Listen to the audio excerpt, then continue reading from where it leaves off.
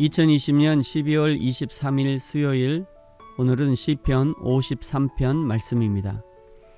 어리석은 자는 그의 마음에 이르기를 하나님이 없다 하도다. 그들은 부패하며 가증한 악을 행하며 선을 행하는 자가 없도다.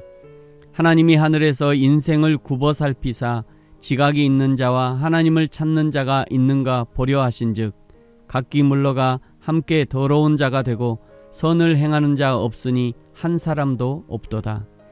죄악을 행하는 자들은 무지하냐? 그들이 떡 먹듯이 내 백성을 먹으면서 하나님을 부르지 아니하는도다. 그들이 두려움이 없는 곳에서 크게 두려워하였으니 너를 대항하여 진친 그들의 뼈를 하나님이 흩으심이라.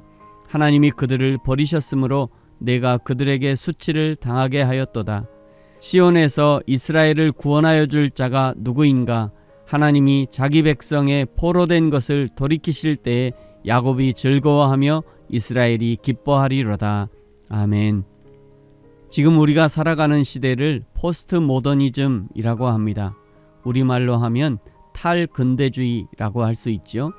정치, 경제, 사회의 모든 영역에서 고정관념, 즉 기존의 질서라고 생각되었던 것으로부터 벗어나고자 하는 것이 포스트 모더니즘입니다. 이런 생각이 우리 기독교에 오면 항상 예수가 중심이고 하나님이 중심이었던 신앙생활에서 이제 하나님에게서 벗어나보고 예수에게서 벗어나보자 하는 것입니다.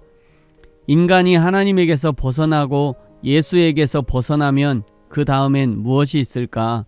인간의 본성에 충실해보자는 쪽으로 가게 됩니다. 인간의 느낌대로, 인간의 본성대로, 인간이 하고 싶은 대로, 인간의 감각대로 그것이 새로운 세상으로 인도해 줄 것처럼 말하고 행동하는 것이 포스트 모더니즘의 시대라고 할 수 있습니다. 그렇게 포스트 모더니즘의 시대상을 쫓아가려 하니 자연스럽게 하나님의 존재를 부인하게 되는 것이고 신앙을 부인하고 파괴하는 데까지 가게 되는 것입니다. 이런 사람을 오늘 1절에서는 어리석은 자라고 규정합니다. 어리석은 자들의 행위가 어떤 것들인가? 어리석은 자들은 부패합니다. 어리석은 자들은 가증한 일을 행합니다. 어리석은 자들은 선을 행하지 않습니다. 하나님이 없다고 생각하니 자기들이 하고 싶은 대로 죄를 짓고 하고 싶은 대로 음란하고 자기 육신이 원하는 대로 마음껏 죄 가운데 거하는 것이죠. 그런 자들에게 하나님이 한마디 하십니다. 2절과 3절 하나님이 하늘에서 인생을 굽어 살피사 지각이 있는 자와 하나님을 찾는 자가 있는가 보려 하신즉 각기 물러가 함께 더러운 자가 되고 선을 행하는 자 없으니 한 사람도 없도다. 2절을 짧게 한 말씀으로 줄인다면 내가 다 봤다 일 것입니다. 하나님은 사람이 하는 말을 보시고 마음을 보시고 눈빛을 보시고 행동을 보십니다. 결과만 볼 뿐 아니라 원인과 과정을 보시는 것이죠. 그리고 그 모든 것을 꼼꼼하게 기록해 두십니다. 그 기록한 책이 요한계시록 20장에 백보자 심판 때 펴보셨던 바로 그 책 생명책이라고 말씀합니다. 그런데 하나님이 이렇게 하나하나 기록해 보니 결과는 3절 끝에 단 한 사람도 선을 행하는 사람이 없더라는 것입니다. 뿐만 아니라 4절부터는 죄인들의 습성을 기록하고 있지요. 4절 죄악을 행하는 자들은 하나님의 백성을 괴롭히면서도 하나님을 부르지 않습니다. 5절 죄인들은 두려움이 없는 곳에서도 두려워합니다. 왜냐하면 하나님이 흩으시고 하나님이 버리셨기 때문입니다. 이것을 로마서에서는 내버려 두심이라는 단어로 설명합니다. 하나님이 아무 상관도 하지 않으시면 진정한 자유와 평화를 만끽할 것 같지만 오히려 반대로 거기는 두려움과 불안함이 있는 것이죠.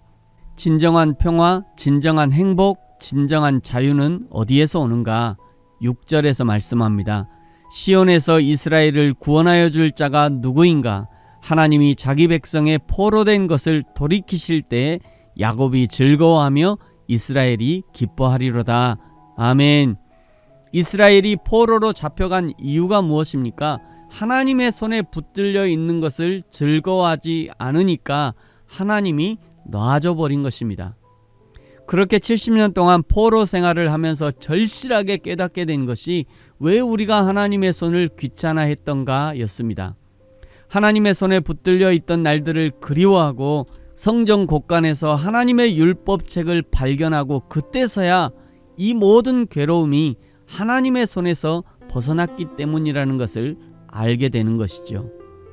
그리고 다시 여호와께 돌아가자 이스라엘 백성이 일어나자 드디어 포로에서 해방됩니다. 이것이 이스라엘의 역사이고 우리 인생들의 역사입니다. 하나님의 손에서 벗어나는 것이 좋을 것 같지만 그러나 하나님의 손에서 벗어나는 순간 악한 사단이 우는 사자와 같이 우리를 기다리고 있는 것입니다. 그러므로 사랑하는 성도 여러분, 하나님의 손에서 벗어나려고 애쓰지 마십시오. 그저 하나님의 손에 붙들려 도망가고 싶어도 도망갈 수 없는 그 상태가 가장 안전하고 행복한 상태입니다. 때로 하나님은 아니어도 교회에서라도 얽매이지 않고 자유롭고 싶다는 생각을 하는 사람이 있을 수 있습니다. 그런데 반드시 기억하십시오. 하나님은 교회와 하나님을 동일시한다는 것입니다. 하나님은 교회를 내 교회라 하시고 내 몸이라고 말씀하십니다. 이런 신비한 비밀을 알았던 바울은 교회를 위한 고난을 자신의 육체에 채운다고 골로새서 1장 24절에서 고백했던 것이죠.